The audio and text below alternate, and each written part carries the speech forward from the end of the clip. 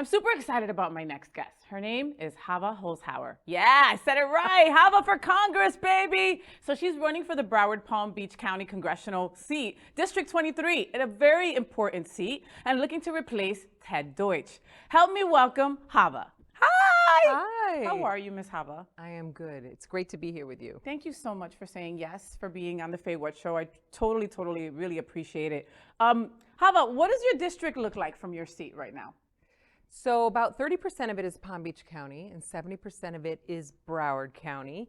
And I am the only woman running in a primary, the Democratic primary, and there are 6 of us. So that means 5 guys and me. I know the feeling. I know how that usually is. I'm usually here on a cast, the only girl with like 4 boys. And you know, I always feel that like, you know, we need to like make sure that our voice is just a little bit louder to get those boys to listen, you know, at least for me. Do you feel that way sometimes, that you have to work twice as hard? Absolutely. I've seen it through my whole career. It's that syndrome that's not just a syndrome, but it's a reality where you might say something in a boardroom and you get it out there, and then the guy says it a few minutes later, exactly the same thing, and you have the whole, yeah, that's an amazing idea. Yeah, I didn't think of it that way, Ted. You know, no offense. Okay, so Hava, you're a granddaughter of a Holocaust survivor. You were a regional director at the Anti-Defamation League, council member at the United Elder Care Services as well, and an assistant state attorney at the Office of the State Attorney, 15th Judicial Circuit right here in Florida. Now you're running for Congress. You know, I'm just a Latina, lesbian, queer woman that is in that's it. That is in utter fear. I'm in utter fear, Hava. I am a constituent. I'm a voter. I'm not a political analyst or any of that. I'm just me. I'm just someone that is afraid, like straight up afraid. And I wanted to talk to you today to address those fears that I know that I'm not the only one that has these fears in my community for sure, you know, especially in the LGBTQ plus community. So Hava, I'm afraid that my marriage rights might be taken away. What would you tell me when I say that to you? First, I would tell you that you're an amazing person, and it makes me sad and angry that you feel that way, but that I understand why you feel that way because of the state of Florida and the state of this country and the marginalization of so many people and the attacks specifically on women and on the LGBTQ community. Yeah. So I understand your fear, and it makes me really angry and upset, and it's why I'm running for Congress. I've never been in elected office before, but I've done the job of justice and equality on the ground, and you read my resume. Thank you very much. You're an attorney, yeah. Yes, yep. Civil rights, workers' rights, standing up for people, discrimination cases, hate crimes, and then at the ADL through education, anti-bullying, upstander work, all that great stuff. Justice should be at the center of governing, and it's not. It's not. It's always around it, right? We are always trying to decide what rights that we can keep from people. And it makes no sense. You know, all people are human people who deserve fundamental freedoms the same as anyone else, and that should be our starting point. So for me, in Congress, it is to strengthen equality, to strengthen the rights, the privacy rights, that will maintain our rights to marriage, to marry who we want, to live with who we want, to contraception, to be free, you know, from what others impose on us. And then every other decision about finances, about climate, about, you know, affordable housing, about prescription drugs, it should all be made through the lens of justice. So, and it's just so often not, Hava. It's just not. Another one of my fears is that, you know, I'm afraid that, like you mentioned, contraceptives, I'm afraid that my stepdaughter might not have the same rights to her body as I've had for all this time. What do you say to that? I say that it is a fear that's based in reality, and this is why we need to, you know, pay attention to what's going on at the federal level, and we need to make laws across this country that are applicable to elevating people, to, you know, standing up and to, you know, codifying our rights into law so that they can't be messed with, you know, humans. Humans are the failure in this puzzle, right? We are in a country of abundance. We have amazing people. We have amazing financial resources. This is the country that everybody wants to go to.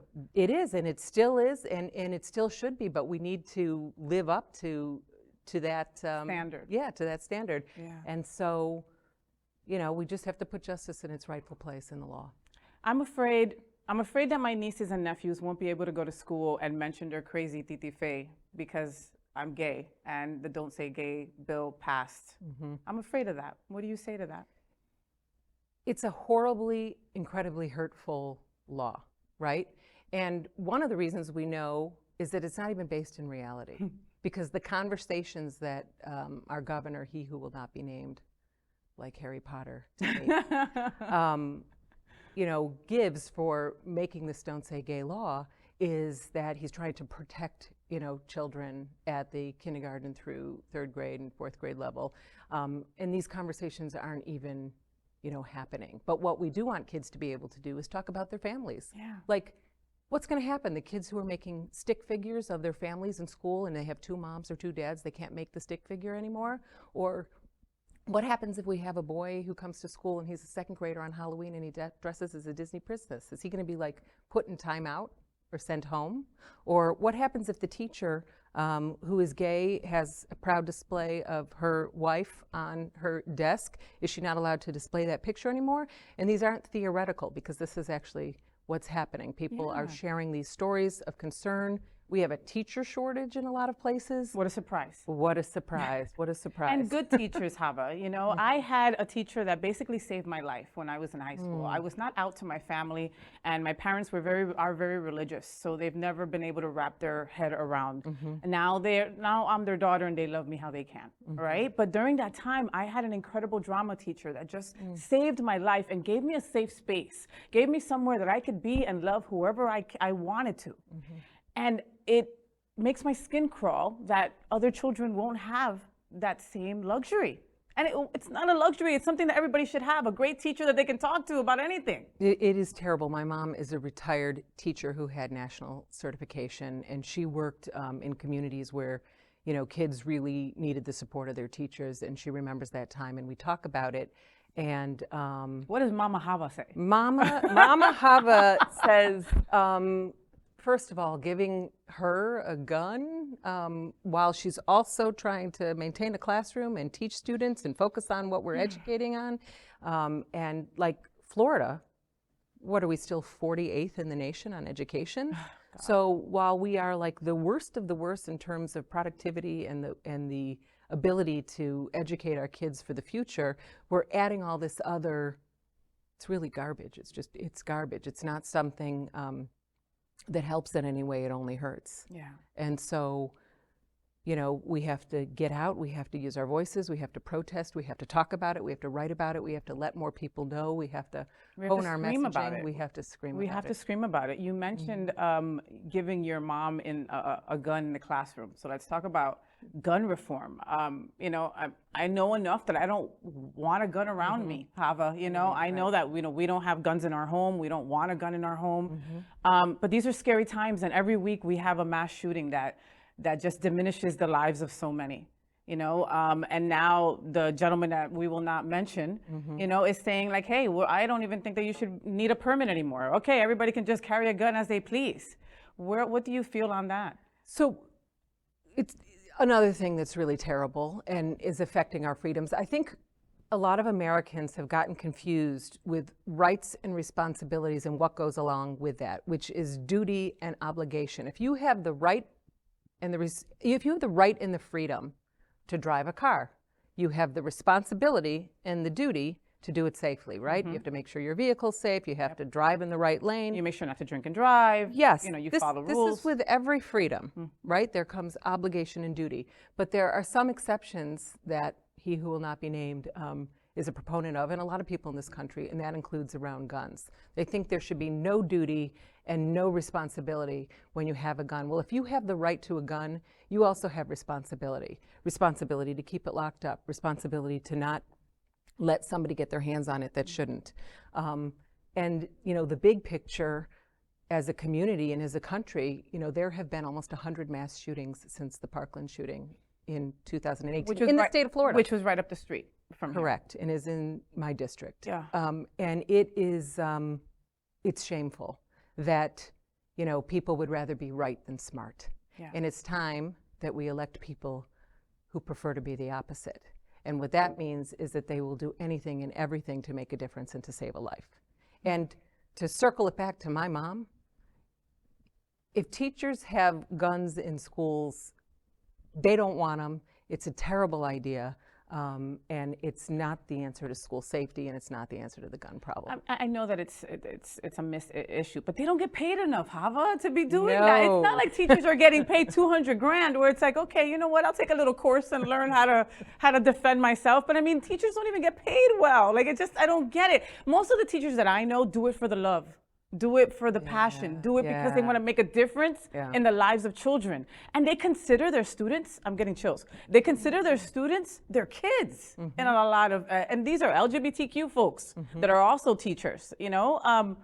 And it's a sad state of affairs. And it's like, where do we go from here? It should be a profession that we value at the top of the list. I mean, these are our kids. I've got 4 of them who are spending their days, you know, with these human beings, these teachers who are taking care of them and who are teaching them. And we want them to learn from them, and we want them to come out, you know, smart and strong and feeling good. And we are beating down on our teachers when we add these responsibilities topped on the fact that they don't get paid enough. Yeah, and that explains our teacher shortage. Hava, I'm afraid, let's talk LGBTQ plus stuff. I'm afraid that my sister, who is a woman living the trans experience, might become a statistic and end up murdered, and no one will be held responsible because nothing is being done to protect the trans community in this state and in many others. What would you say to that? Trans rights are human rights. Same thing that I said a moment ago about justice being at the center. It dumbfounds me that we still have so many, on the one hand, that we have so many human beings that think because you're different, because you're not like me, because you identify differently, because your sexual identity or your, you know, who you want to marry, who you want to sleep with, makes you, you know, less of a human. Less important. Less important. And that is a terrible way to think. And it's hurtful, and it means that there's something wrong with the person who thinks it, by the way. And so then I think, on the other hand, I know human nature, right? I've been in the law for a very long time, and it is human nature, survival of the fittest. The people protect themselves. When they get fearful, you know, they go inward, they regress, they contract instead of expand. In this country, since that last president sort of opened the door to hate. For right? hate to be okay. For like hate I tell to be my okay. friends, like, you know, hate, it didn't just appear with Cheeto Head, but he gave it the okay. Oh, if the president's doing it, then I could be a bully too. When I was at ADL, which is a civil rights organization, one of the things that we did is we measured hate systems, right? And so we would look at the particular incidents that might have happened, like a hateful flyering, or like the incident that happened in Palm Beach County where the truck driver, you know, drove all over the Pride sidewalk, ruined it, which was terrible. But we look at, like, what's it okay to say in your living room? If you just have a bunch of friends around the table and you say something like hateful or anti-LGBTQ, are they going to laugh? Are they going to be okay with it? And then extend that, you know, one step further. What's it okay, you know, to say publicly when you're not in the living room or in private? And then the next expansion is, what's it okay for people in government to say? And what he did, that president, is he brought back that third layer where it is okay. They're saying it out loud. It's propaganda from the government that I can be hateful, that I can say, you know, you're less than me, and you don't deserve what I deserve. And that, because it feels like an all-out war towards us. I mean, like, our black and brown trans folks are getting hit the worst, especially the children. Especially the children. Like, how do you go after our children? Are we the lowest hanging fruit? Is that why everything is coming towards us? I think today, you're the lowest hanging fruit. I mean, when you talk about our governor, it's like being back in 7th grade where there's a mean girl who picks like somebody else every other week to be mean to, you know, so we can, you know, laugh a little bit about it, but it is life or death. And I don't find anything funny anymore in what our governor does. I used to laugh at the memes that somebody, you know, might show. I can't even laugh at them anymore. I have to agree with you. Because it's very, very serious, and it's about life or death. So Yeah, like I showed you this, I was showing you this before camera, if you can zoom in on here. This is the sticker that Chizzy.com did, and all the money is going out to Equality Florida. Thank you guys for doing this. This is so cute. So it's a sticker, and it's Rhonda DeSantis. So it's, you know, Ron DeSantis dressed as a drag queen. And I showed it to you, and your first was like, oh God, you know? And then we laugh for a second, right? But then the reality seeps in that this, who we're mocking is an absolutely evil individual. Right. And why are they doing it too, by the way, is to expand their power. Yeah. Right. And so, you know, we, the rest of the people, have to stop giving power to people with those attitudes and work to change hearts and minds, because it is a really concerning direction, and I'm concerned also about your sister and you know, members of all of our families that, you know, identify as anything that isn't, you know, considered heteronormative, right? Yeah. Yeah. Let's talk about, we're going to talk about everything today. Sorry, guys. It is what it is. Okay. I want to know. FayWhat wants to know. So I'm afraid about the police sometimes. You know, I am a white passing cisgender woman, but, you know, a lot of my black and brown friends are not, you know, and, you know, we've had clashes with the police in the LGBTQ plus community, to the point where many prides don't want police to be around because it's kind of like a trigger. You know, what do you say to my black and brown siblings that in the LGBTQ plus community that don't feel that the police will ever understand them? There is a lot of work to do in law enforcement. There are also a lot of terrific people in law enforcement. We want to applaud those leaders in law enforcement who step up and admit to the possibility that there needs to be improvement, right? We have a lot of agencies and departments that are closed off to training and to changing this norm because they don't want to admit that anything's wrong. Yeah. We can't get them past that. So we want to applaud, for example, the officer that stopped the other officer, I think it was in Palm Beach County recently, from going overboard and attacking someone who had just been arrested. And then she herself got attacked, which is really, really scary, and sort of shows us all the layers of that phenomenon. But I applaud her. She's a hero. Yes, like, she is. she The is bravery. a tremendous member of law enforcement, you know, who should be elevated for her choices in that moment, because that was very hard for her to do. Training is something that we need across the board in law enforcement. I know that when I was at ADL, I brought a program to the state of Florida that was only in Washington, D.C. at the time. It's called Law Enforcement in Society, and we trained the 1,000-person police department in Tampa on bias and bigotry, on anti-bias, on recognizing your special role when you carry a gun and you wear a badge and you're in that elevated position in society and you're coming into these intense situations. You know, you really have to be on your game and know that you're protecting everybody equally. Yeah. So we need law enforcement. It's a part of, you know, the law and order that we strive for in our country and in our communities. But we need training, and we need to, you know, let departments know, and those who are in charge know, that we are grateful to open up the opportunity for learning and training together so that they can better serve the community and not cause harm where harm is being caused. Education is just so, it's so key. Hava, have you ever been to a drag show? I have. Okay, Yes. So what, you know, here's my other fear. I'm a little bit fearful that my drag sisters maybe won't have a place to perform in the future if Mr. Ron DeSantis gets his way. I think that we should all, you know, I think one of my kids suggested this idea that we all should get together and just go with our families to the next show. You know what I mean? love that. And have Family them all over night the at our place, house. because you know, drag shows have been a part of theater for a really long time, and they mean different things to different people. But you know, that's another example of he who will not be named trying to criminalize people, regular people, you know, for just doing what we do, you know, and there's nothing wrong with it and nothing hurtful about it. Like he says, don't say gay because, oh, I want to protect the parents' rights. And then it's, oh, but I'll very happily take your rights away if you take your kid to a drag show. What is the difference between a drag show and going to Hooters. Have you ever been to Hooters when it's a little boy's birthday? Do you know what they do to the little boy, Hava?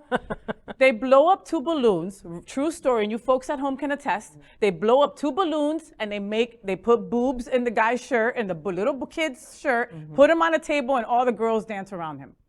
There's nothing wrong with that. Nobody sees anything wrong with that. Right, right. The First Amendment separated freedom of religion and, you know, our rights for a reason. It isn't morality. Somebody's morality and somebody's religious beliefs should not be the guiding force, you know, to what is right and to what we all have the freedom to do. And, you know, this guy is trying to, you know, do the worst of the worst and make a point of it, because none of it makes any sense. None of it makes our community better. And it's hurtful, and it will hurt us. So we've got to vote him out, and we've got to vote people like that out, and we have to put protections in at the federal level so that states can't wander the way they do at the whim of, you know, who's ever in charge in the moment and wants their religious beliefs or their idea of morality to, you know, take precedent to be the individual rights. And be right. all, yeah. Well, speaking of that, so Hava, why should LGBTQ plus vote for you instead of any of the excuse me, other 5 boys that are running with you? So I'm the only justice candidate in this race. And what I mean by that is I spent almost 25 years on the ground doing this work. So I have fought discrimination in the courts, discrimination in workplace. I have fought hate crimes. I've worked on education programming. You know, before marriage equality passed, I did a huge program in Boca Raton called Moving Forward Together. It was, you know, how to address the rights of the LGBTQ community in Florida. You know, I was right there with the city of Fort Lauderdale after Pulse. I was speaking out about Pulse, speaking out about, you know, trying to criminalize trans individuals for using the bathroom that wasn't the same as the biology on their passport, and so on and so forth. And this record isn't because I was going to run for office, because I didn't know I was going to do that at the time. It's just who I am as a human being, and it's fundamental to the work that I do, you know, professionally, is to find equality for all people and make this country the place that it should be, and put justice at the center of government. So, you know, not everyone, the last thing I'll say about that to your question is that not every politicians are not telling you the truth when they say, I'm going to do everything. I can do it all, right? Because you can only be leaders in some areas. It's not humanly possible to do it all in every single area. This is the area that I will lead in. This will be at the center of the work that I do in Congress. And frankly, I think it'll make everything better when we get closer to equality, because it'll take away the hurt and the nonsense and the fear, you know, and it's really enough is enough. We're scared. We really are, Hava. I've got to tell you the truth. It's so important. It's so important, folks, to vote in this midterm election. I know for a lot of people that once we got marriage equality, I have friends that were like, okay, we're done. We don't need to do anymore. All right, you know, and then all these bills start popping up. All this hate starts being spewed towards our community. And all of a sudden people are like waking up going, oh my God, okay, we've got to vote, you know? So August 23rd are the midterms. They're coming up, you know, and I think it's so important to get out there and vote. Why I've got that. Isn't that cool? Yeah.